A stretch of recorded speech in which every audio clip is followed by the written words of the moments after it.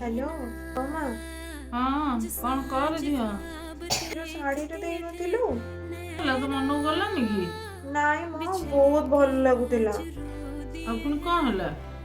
କିନ୍ତୁ ଜାଣିଛୁ ସେଇଟା ମୋ ଶାଶୁ ନେଇକି ନଣନ୍ଦକୁ ଦେଇଦେଲେ। କାହିଁକି ବା?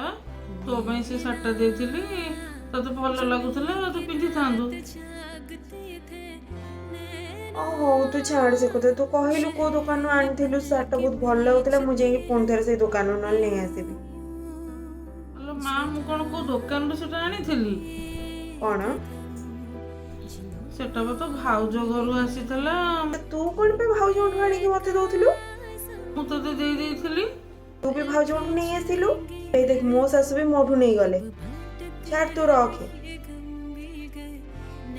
ସତରେ ତ ବଡ଼ ଭୁଲ ହେଇଗଲା। ସବୁ ଶାଢ଼ୀଟାକୁ ମୋ ଝିଅକୁ ଦେଇଦେଲି। ମା ତାକୁ କେତେ ଶ୍ରଦ୍ଧାରେ ସେ ଶାଢ଼ୀଟା ଦେଇଥିଲା।